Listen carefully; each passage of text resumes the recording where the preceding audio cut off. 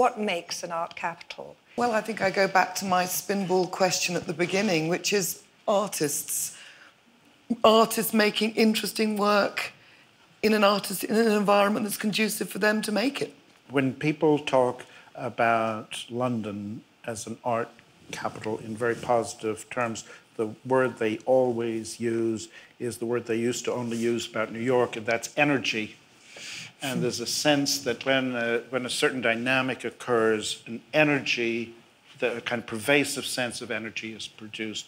And this seems to me to be an absolutely critical thing. And artists are very central to making that happen.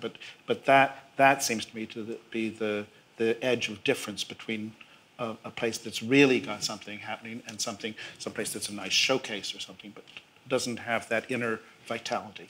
I'd like to say that if there is the energy, that it will translate into something positive. And I've certainly seen examples, as I said, in South Asia, where there hasn't been government funding, where cities have become very, very interesting spaces for artists.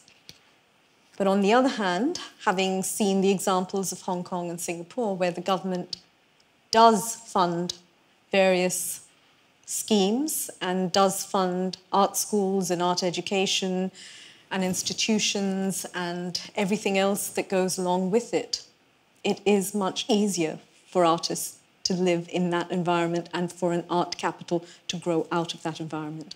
You know, I think as a city, you just have to be able to attract people who are artists, which is echoing something you said earlier. And maybe you have to be a bit of a mess of a city sometimes to do that. You have to be interesting in ways that might be messy ways. I mean, I lived in Los Angeles for a long time, and there was a very oddball group of artists there. They were really mavericks who didn't want to go to New York. I mean, by choosing to be in Los Angeles, they were really thumbing their nose at the art establishment. But it included people like Ed Ruscha, Mike Kelly, Paul McCarthy, Chris Burden, Raymond Pettibone, artists who are very well known, but they were all extremely eccentric. And they really didn't want to be part of this art establishment. And LA, especially when I was living there, was much more of a messy place. Just like the way London, in some ways, is kind of a messy, labyrinthine city.